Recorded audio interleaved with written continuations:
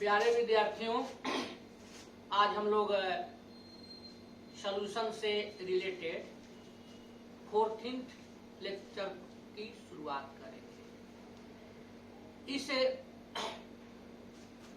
इसके अंतर्गत आज हेनरीज लॉ से रिलेटेड न्यूमेरिकल्स देखा जाएगा।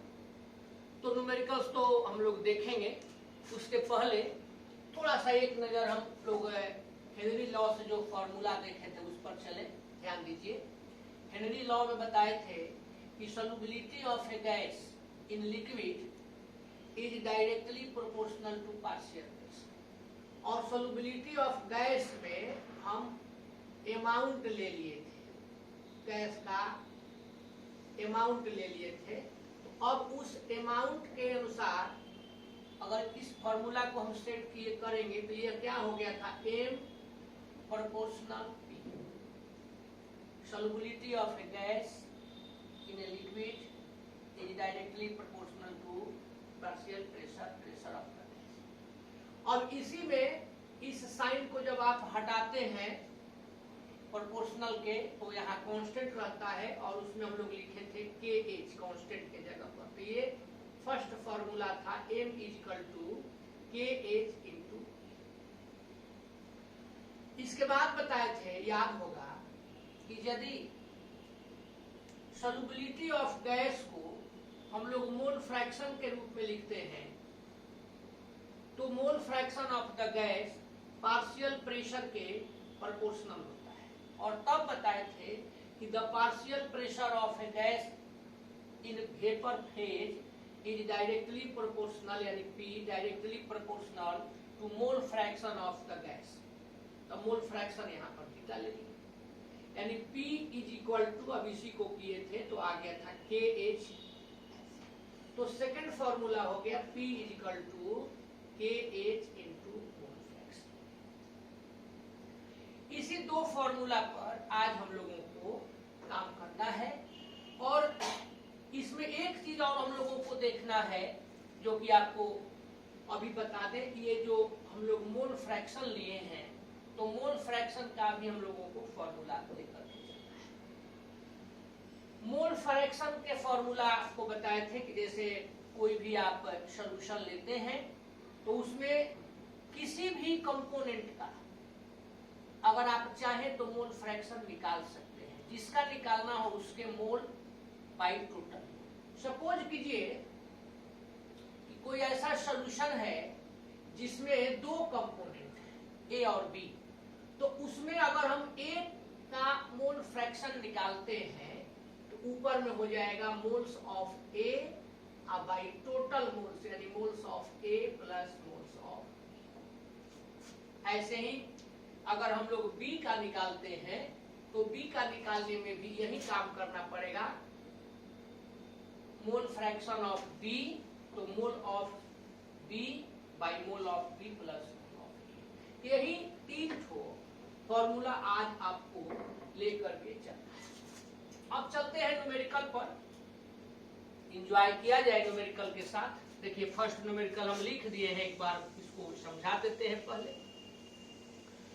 The partial pressure of ethane over A saturated solution containing 6.56 into 10 to the power minus 2 gram of ethane is 1 bar.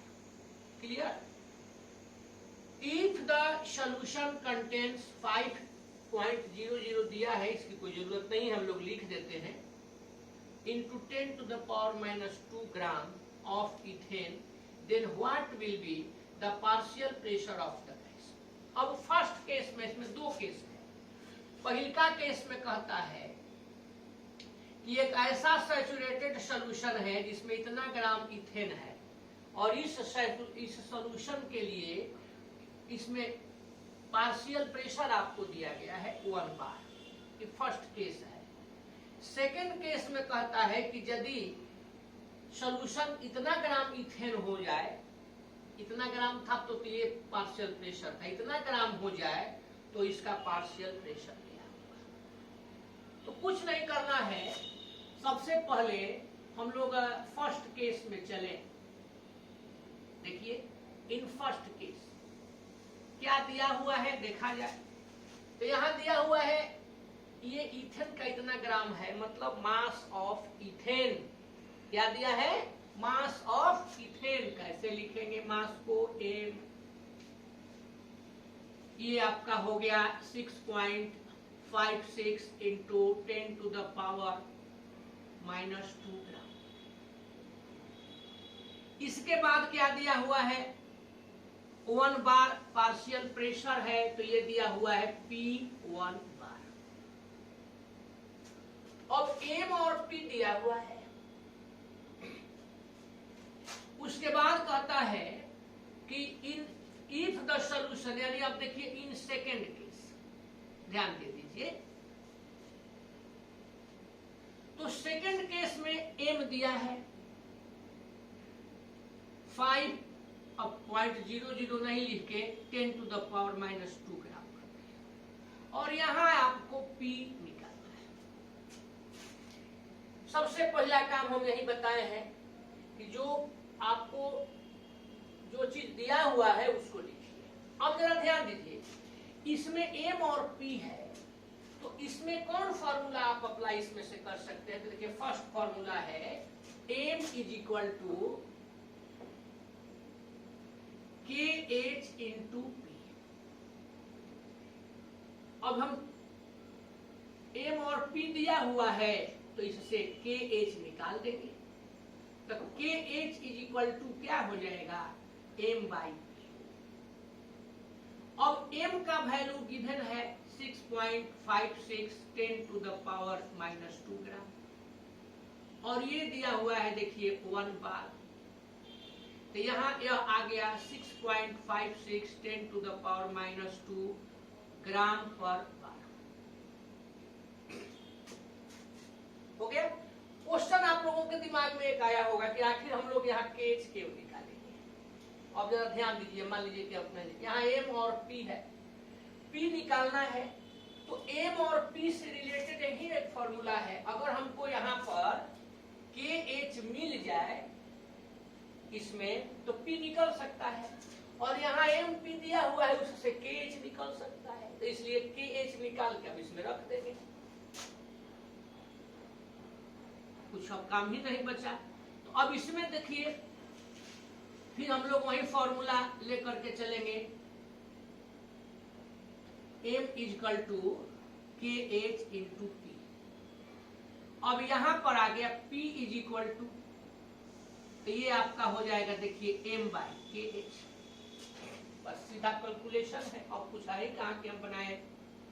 तो imply that p is equal to m, देखिए लेते हैं, अब यहाँ वाला की बार लिया जाएगा 5 into 10 to the power -2 gram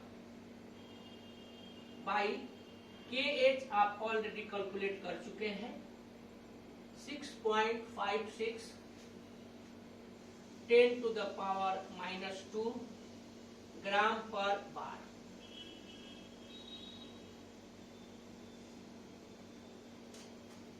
ten to the power -2 से 10 टू द पावर -2 कैंसिल हो गया, ग्राम से ग्राम भी निकल गया, नीचे पर बार लिखे हैं तो ऊपर बार हो जाएगा। तो ये आपका हो गया 5 बाई 6.56 बार। बस सिंपल कैलकुलेशन है, कर देना है। अब यहाँ 5 है और नीचे 6.56 है, तो ये हो जाएगा 656। नीचे अब डेसिमल के बाद 2 डिजिट है, तो यहाँ नीचे 100 हो जाएगा, तो इस 100 को ऊपर कर देंगे। कैलकुलेट कर दिया जाए, तो कैलकुलेट करिएगा तो इसको 4 से लेकर के चलिए, तो 4 से ये 25 आइए हो जाएगा, देखिए 4 16 4 जा 64, 1 बच गया, तो फिर यहाँ पर 4 आ गया। अब आप यहाँ पर लिख दिए 164 बार। यहाँ पर देखिए यूनिट में, यूनिट हम लोग जरूर दे देंगे। अब इसको आप कैलकुलेट कर दीजिए, 1 मिनट कैलकुलेट तो हम करेंगे, लेकिन देखिए यहाँ पर न छूट रहा है बेचारा, तो इसको आप कैलकुलेट कर दीजिए। तो जब कैलकुलेट करिएगा, डिवीजन इसका आप करिएगा, तो ये नहीं जाएगा तो डेसिमल हो जाएगा, तो ये हो गया 1250, 7 टाइम्स जाएगा तो ये आपका हो जाएगा 762 आ जाएगा। तो देयरफॉर जो आपसे पूछा गया था P, आपने यहाँ P निकाल दिया 762 बार, यही आपका आंसर। इस प्रकार से हम लोग क्वेश्चन को डील करते हैं। कहीं कोई प्रॉब्लम विशेष नहीं, थोड़ा सा ध्यान आपको देना है। तो चलते हैं अगले प्रॉब्लम की ओर, इसको आप देख लीजिए। इस सेकंड प्रॉब्लम को अब हम लोग देखें। देखिए H2S, सवाल पढ़ देते हैं एक बार। H2S, a toxic gas with rotten egg-like smell, is used for the qualitative analysis. Numerical के लिए इसका कोई यूज नहीं है, क्योंकि इसमें कोई वैल्यू नहीं दिया है। क्वेश्चन को लंबा किया है थोड़ा सा इसको समझने में, कि एक टॉक्सिक गैस है और उसमें रॉटन एग लाइक स्मेल होता है, उसको क्वालिटेटिव एनालिसिस के लिए यूज किया गया। कोई जरूरत नहीं था, केवल छोटा में H2S लिख के काम चला सकता था, लेकिन क्वेश्चन को थोड़ा स्टैंडर्ड करने के लिए दिया। यहां से देखिए क्वेश्चन की शुरुआत कहता है कि if the solubility of H2S in water at STP is 0.195 m molar solution हो जाएगा। Calculate Henrys law constant. अब यहां आपको जरा ध्यान देना है, क्या क्या दिया है। हेनरीज लॉ कांस्टेंट का मतलब आपको KH निकालना है बस।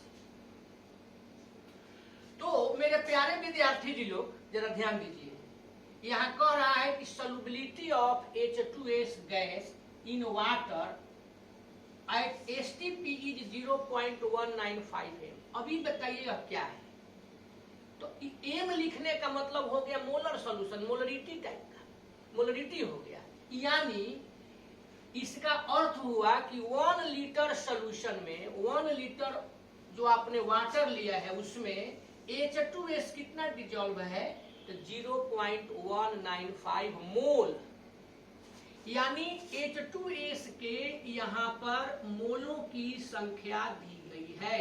मोलों को N से लिखते हैं, तो यहाँ हो गया NH2S इक्वल टू 0.195 और वॉल्यूम ऑफ वाटर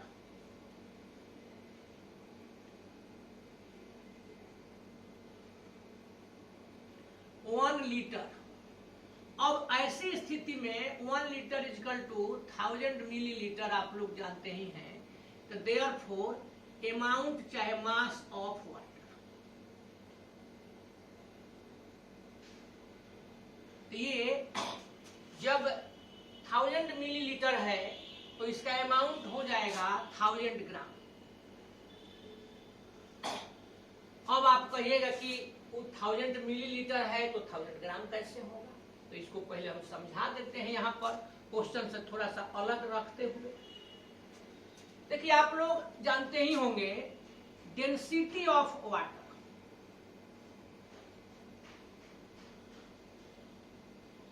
ये हो जाता है 1 ग्राम पर मिलीलीटर या 1 ग्राम पर सेंटीमीटर, ये डेंसिटी ऑफ वाटर है। अब आप यहाँ निकाल दीजिए कि यदि वाटर की डेंसिटी 1 ग्राम पर मिलीलीटर यहाँ पर दिया हुआ है और इसका वॉल्यूम 1000 मिलीलीटर है, तो इसका मास कितना होगा। यानी क्वेश्चन हो गया कि 1000 मिलीलीटर वाटर का मास कितना होगा। तो आप फॉर्मूला जानते ही हैं, density equal to mass by volume.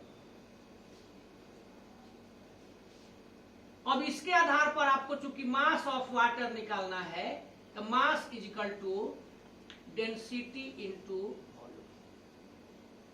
Density 1 gram per millilitre, volume 1000 millilitre. तो मिलीलीटर से मिलीलीटर देखिए कैंसिल हो जाएगा, तो यहां पर हो गया 1000 ग्राम।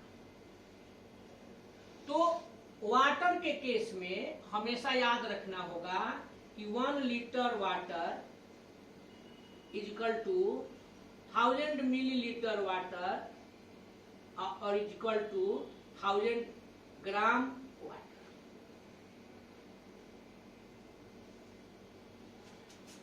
क्वेश्चन में इसको इतना लिखना जरूरी नहीं है, समझने के लिए हम दे दिए।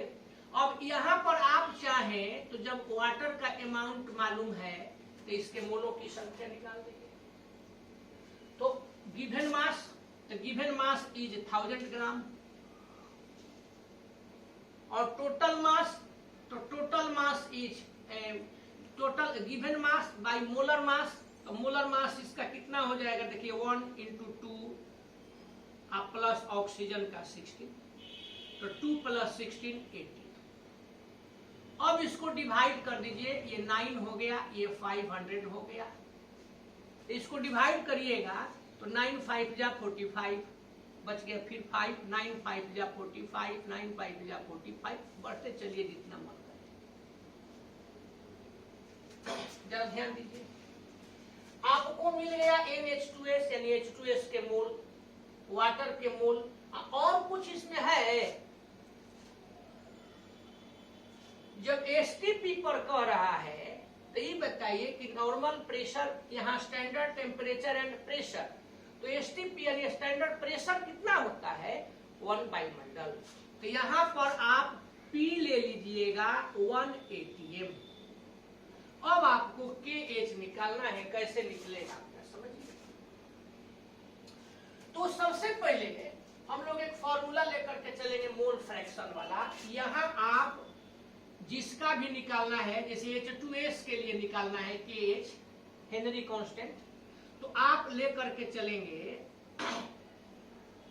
मोल फ्रैक्शन ऑफ H2S। अभी बताइए कि सॉल्यूशन में है क्या क्या। तो मोल फ्रैक्शन तो आप H2S का निकालते हैं, तो सॉल्यूशन में H2S का और कितना है वाटर, और क्या है कितना है नहीं वाटर। तो आप लेकर के चलेंगे वाटर, एक साथ इसमें और मिला हुआ है, तो जिसका मोल फ्रैक्शन निकालना होता है उसके मोल, अब बाय टोटल मोल यहाँ H2S पहले कर देते हैं, तो टोटल मोल तो देखिए H2S प्लस H2। बस अभी फिलहाल इसको कंप्लीट कीजिए। अब इससे आपको क्या निकल जाएगा, तो यहाँ आप टोटल को कैलकुलेट करिएगा तो आपको निकल जाएगा मोल फ्रैक्शन, और KH = इस फॉर्मूला से प्राप्त कर लीजिएगा। P मालूम है, मोल फ्रैक्शन निकलिए जाएगा तो KH निकाल देंगे। तो ये NH2S कितना है, देखिए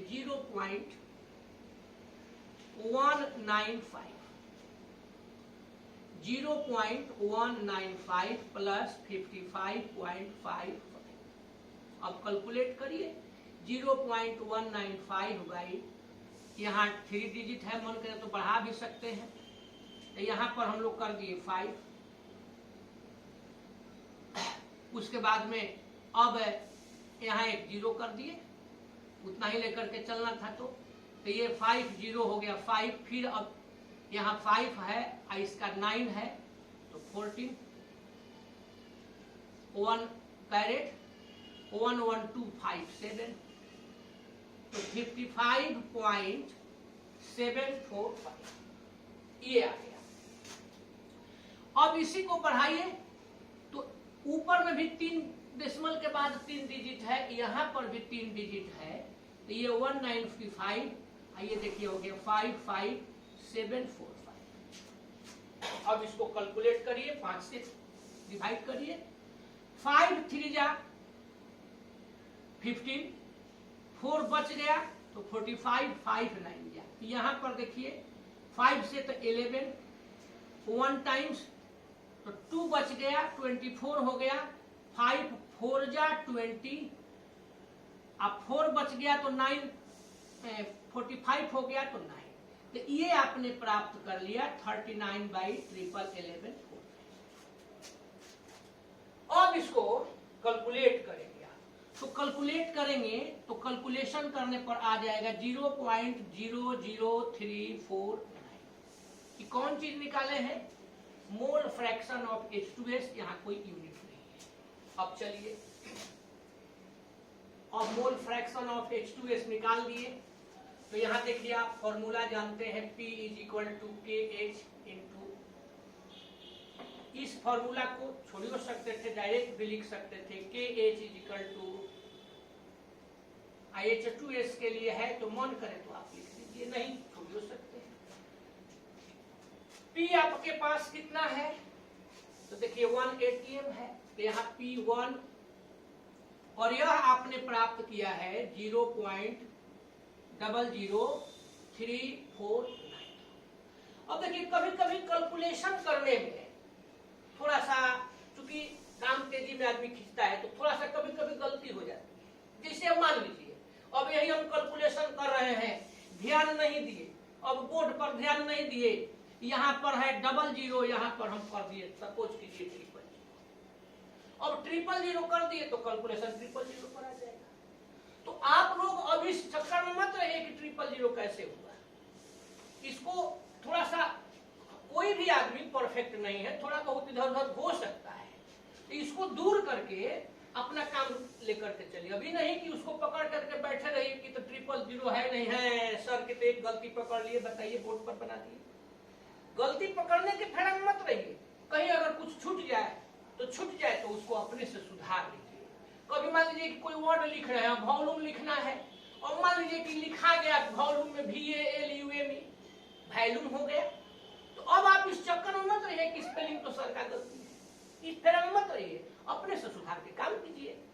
हम भरसक प्रयास हम भी, हालांकि यह नहीं होना चाहिए, लेकिन अगर इनकेस ऐसा होता है तो अपने से सुधार करके आदमी आगे बढ़ता ही नहीं कि उसको पकड़े हुए हैं कि तो बड़ा गलती हो गया। ऐसा कुछ नहीं। जैसे मान लीजिए कि 00 है, हम ट्रिपल लिख दिए, चाहे तो छूट गया, उसको उसी पर कैलकुलेशन कर दिए, तो उस पर कैलकुलेशन कर दे तो आपकी जिम्मेवारी बनती है कि उसको अपने दूर कर ले।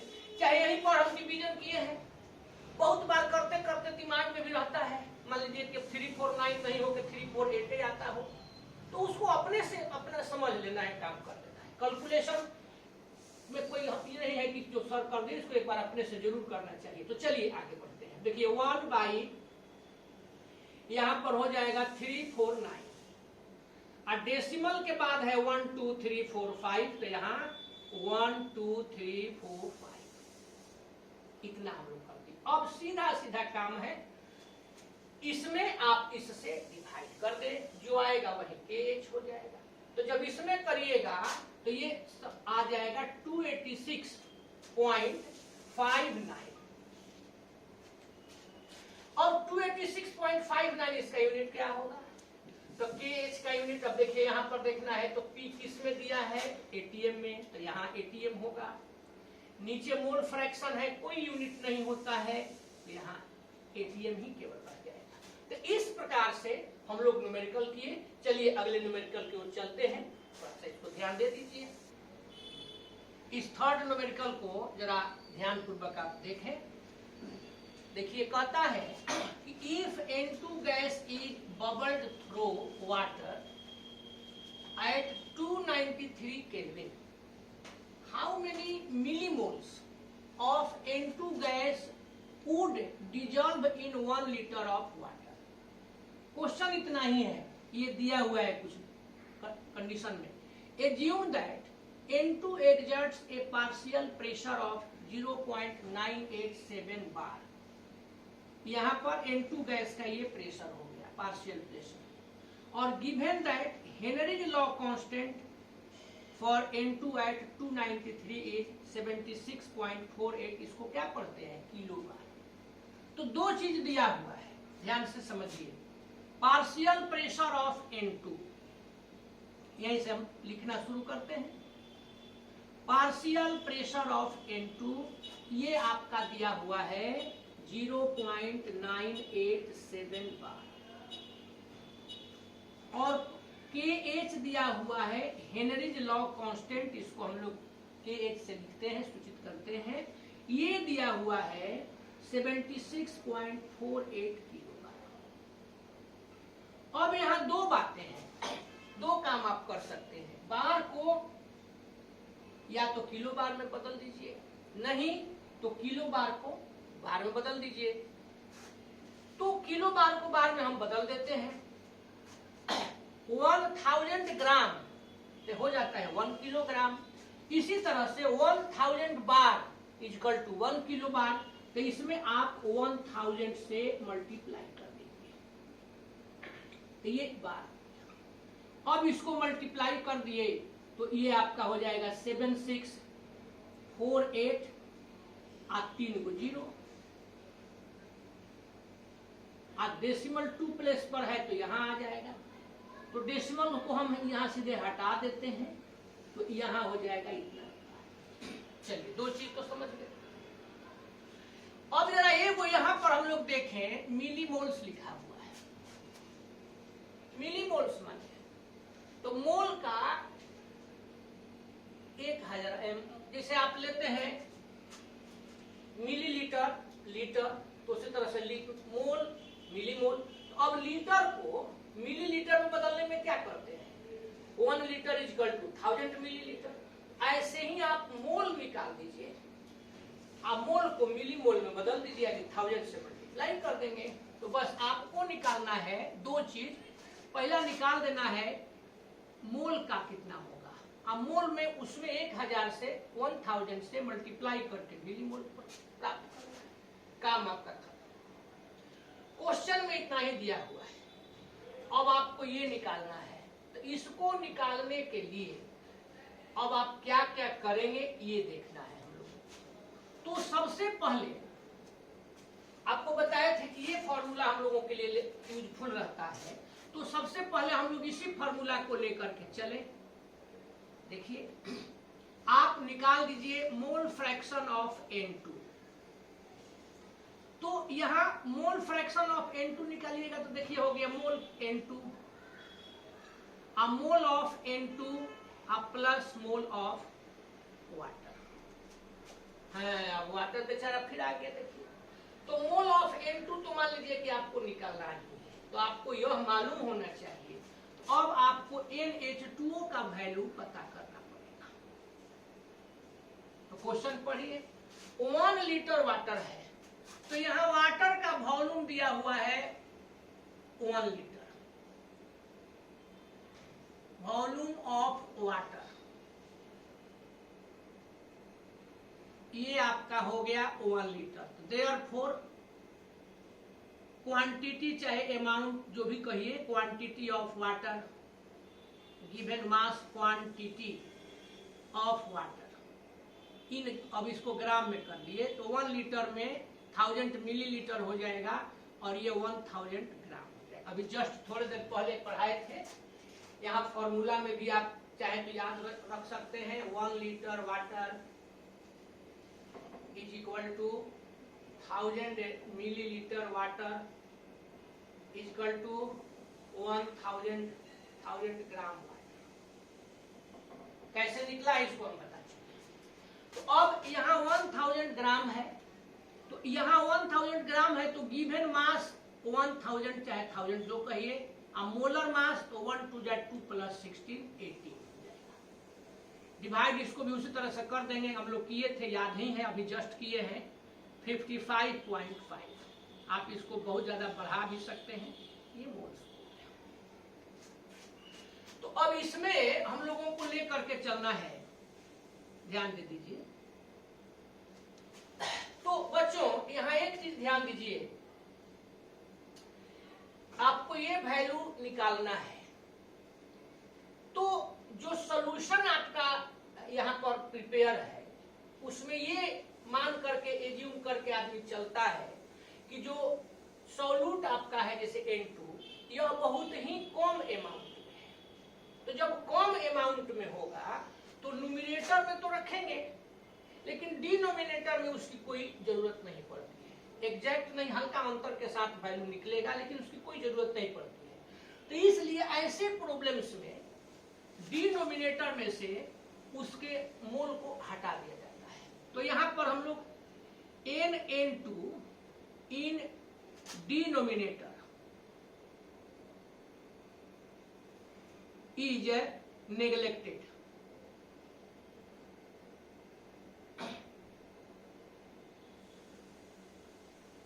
क्यों नेग्लेक्ट करिएगा, तो as it is very very less than इसके मोल।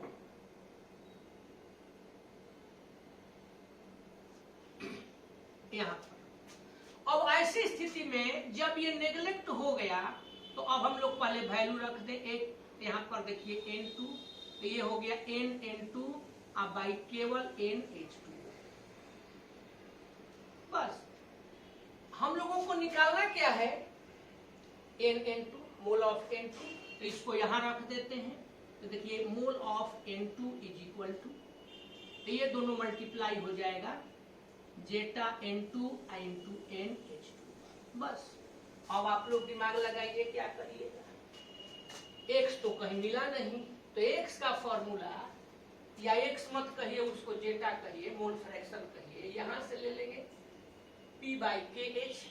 तो इसके जगह पर बच्चों हम लोग लिख देंगे P बाई KH। P किसका है, N2 है तो N2 का, इंटू NH2। बस हो गया। अब वैल्यू को सीधा सीधे रख दीजिए, कहीं कोई प्रॉब्लम है ही नहीं। तो वैल्यू को सीधा सीधे रखने में अब देखिए यहां पर लेकर के चलते हैं NN2 is equal to PN2। तो देखिए वहां पर PN2 है 0.987 बार बाई KH 76480 बार। थोड़ा सा इसको और इधर करके लिख देते हैं, NN2 is equal to PN2 0.987 बार और नीचे KH है 76480 बार। NH2O, तो H2O N कितना है मोल 55.5। अब आप इसको कैलकुलेट कर दीजिए सीधा, बार कैंसिल हो गया दोनों का, यहाँ पर काट यूज सकते हैं। 987,76480 और डेसिमल के बाद 3 प्लेस है तो यहाँ पर 1000 हो जाएगा, कोई दिक्कत। अब इस जीरो को इसमें से यदि हम हटा दें तो देखिए यहां पर भी लिख सकते हैं। अब ऐसी स्थिति में आप कैलकुलेशन कर दीजिए, 987 को डिवाइड करना है 7648 से, तो जब इसको डिवाइड करिएगा तो ये 1 टाइम्स में तो जाएगा नहीं, तो 0.1 हो जाएगा 12905 इतना आ जाएगा। यहां पर 55.5 तो हम लोग रखेंगे, 0.12905 आ गया और इसमें यहां पर इंटू कर दिया गया 55.5 से। आप यहां पर वैल्यू रखे थे P के लिए, P बाई KH था, तो P बाई KH में हम लोग रख दिए, इसको डिवाइड किए हैं। अब यहाँ 10,000 इसको लेकर के चले, तो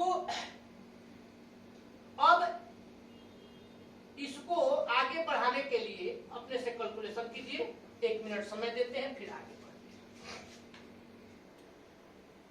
कुछ काम आप लोग किए तो चलिए थोड़ा हम भी इसमें आपकी फिर मदद करते हैं। अब इसको देखिए बहुत ज्यादा जैसे ही लंबा हो गया, तो ये बहुत ज्यादा लंबा जब हो जाए तो उसका एक हम लोग ट्रिक जानते हैं कि उसको स्टैंडर्ड फॉर्म में बदलिए।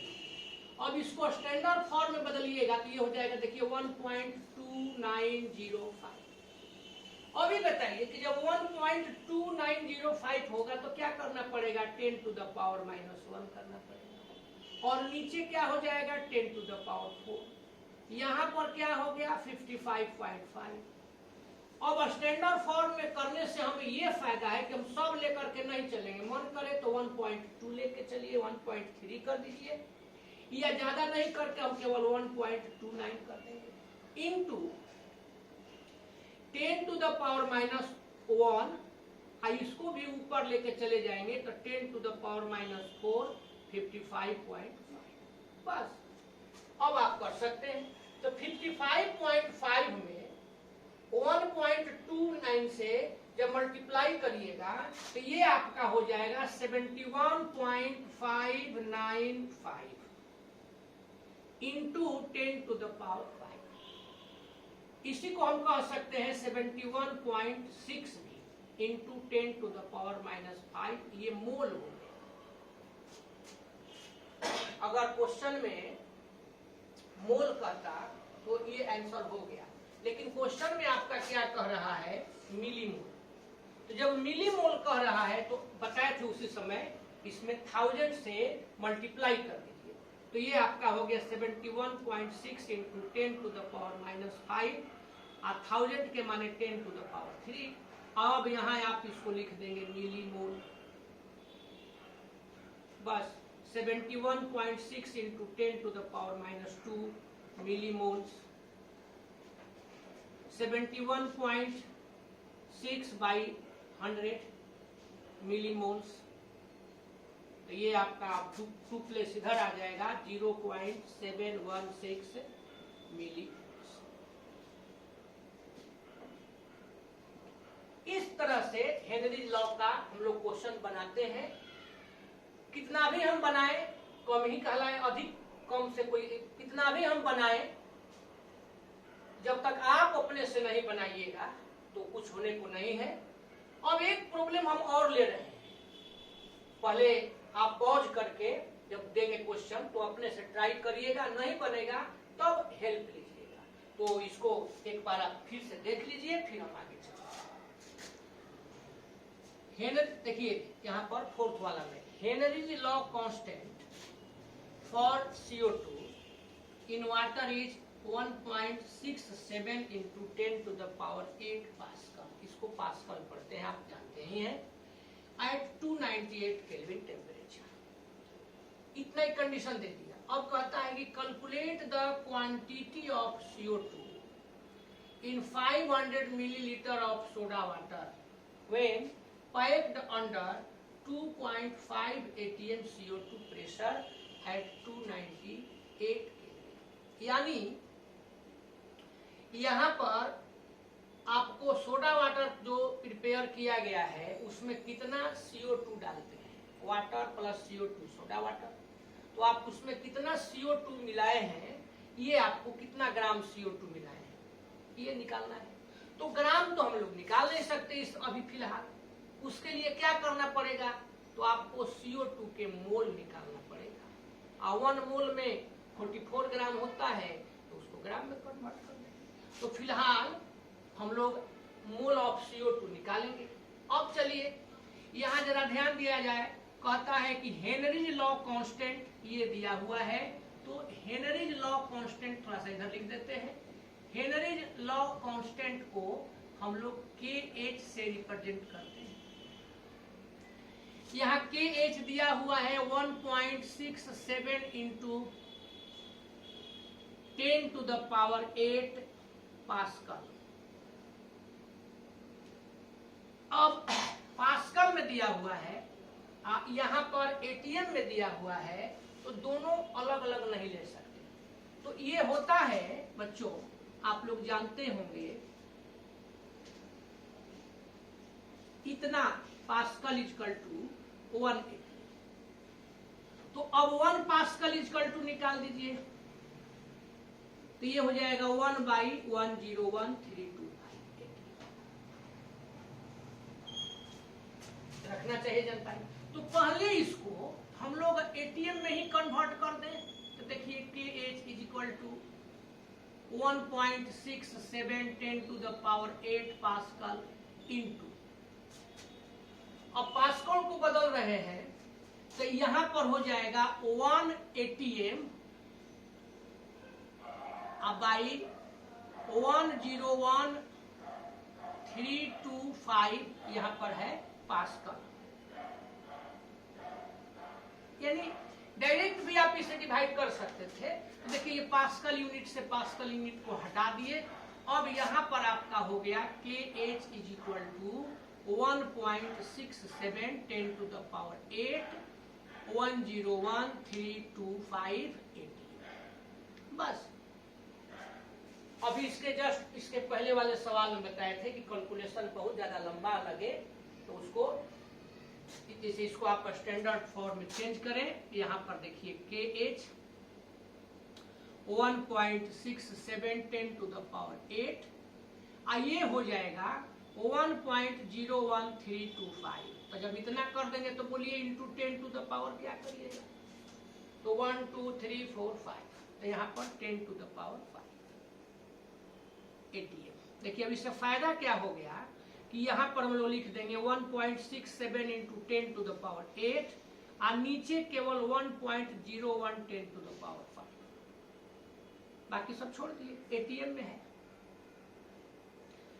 167/101 इंटू यहाँ पर 10 टू द पावर 8 और 10 टू द पावर -5।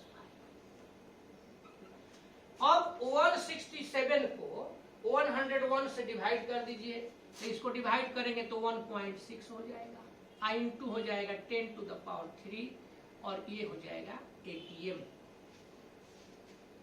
तो यहाँ पर हम लोग अभी KH का वैल्यू ध्यान दीजिएगा। अब क्या है, तो अब कह रहा है कि P दिया हुआ है, तो ये आपने P ले लिया 2.5 ATM। अब बच्चों एक चीज हम लोग देख सकते हैं, मोल ऑफ H2O निकाल सकते हैं। गिवन मास है 500 मिलीलीटर है तो 500 ग्राम बाई इसका मोलर मास कितना होता है 1 2 2 + 16 18। तो जब इसको आप कैलकुलेट करिएगा तो ये 9 हो गया और ये 250 हो गया। तो ये आप करेंगे तो देखिए 9 2 18, 7 बच गया तो 70 हो गया, 9 7 63, फिर सब बच जा रहा है उतना ही। तो ये अपना मन करे तो एक बार चाहे 2 बार करते जाएंगे, बढ़ा सकते तो इतना बोल सकते। अब आपको NCO2 पहले निकालना है और उसके बाद में कहिए रहा है कि quantity of CO2, quantity of CO2।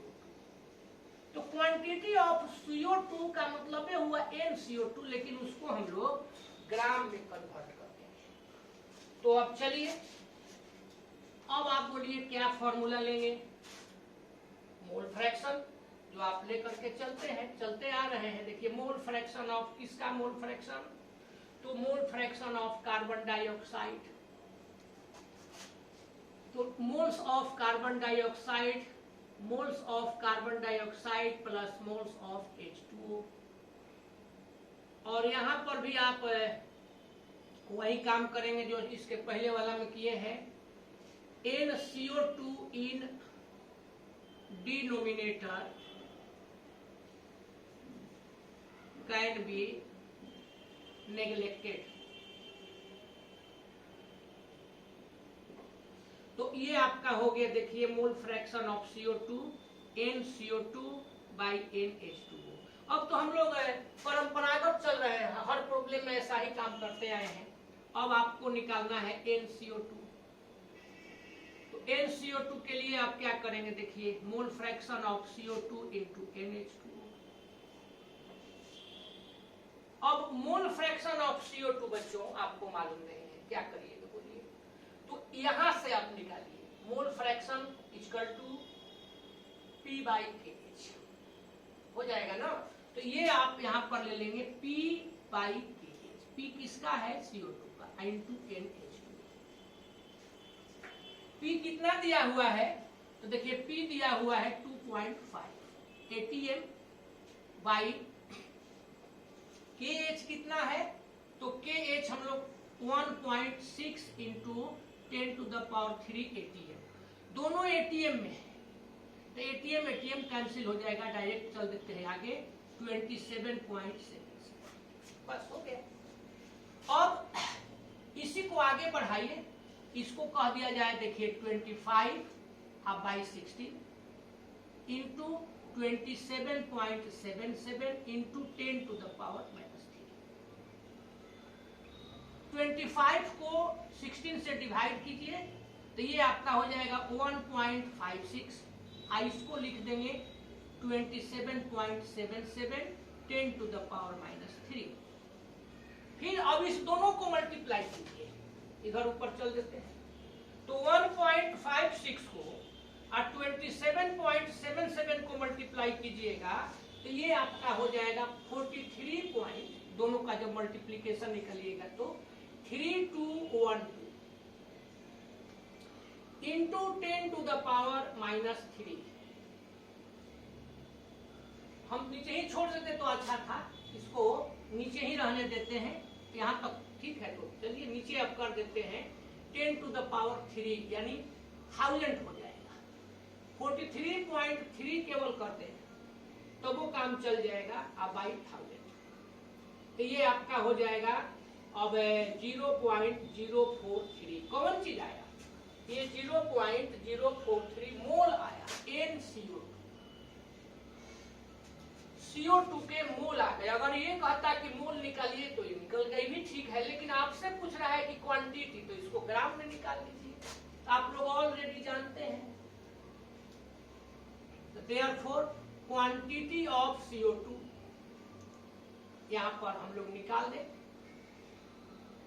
तो आप पढ़े हैं 1 मोल, देखिए 1 मोल CO2 कार्बन का 12 होता है प्लस 16 इंटू 2 44 ग्राम, यानी 44 ग्राम कार्बन 1 मोल में 44 ग्राम होता है। तो इतना मोल में मल्टीप्लाई कर देंगे, तो उतना नहीं करके डायरेक्ट कर देते हैं 0.043 I इंटू 44। अब 0.043 में जब आप 44 से मल्टीप्लाई करिएगा तो ये 1.892 ग्राम हो जाएगा। यही हम लोग निकाल दिए क्वांटिटी ऑफ CO2। इसकी कोई जरूरत नहीं है, इसको इस प्रकार मेरे प्यारे विद्यार्थियों हम लोग हेनरीज लॉ से रिलेटेड न्यूमेरिकल कंप्लीट किए। और भी अपना न्यूमेरिकल बनाएं, ट्राई करें। पहले एक बार इसको अपने से बना करके पॉज करके, नहीं आए तो फिर देखिए, और जब ये कंप्लीट हो जाता है तो आप और भी न्यूमेरिकल बनाने का प्रयास करें। अब इतना ही आज हम लोग छोड़ दे, रहने दे, क्योंकि बहुत ज्यादा अब न्यू टॉपिक में चलना है। अब न्यू टॉपिक है, आपको बताएंगे कि वेपर प्रेशर क्या है, रॉल्स लॉ क्या है, और उससे भी रिलेटेड जो चीज होगा उसको देखेंगे नेक्स्ट क्लास में। तब तक आप लोग इसको कंप्लीट करके नेक्स्ट क्लास का इंतजार कीजिए। धन्यवाद।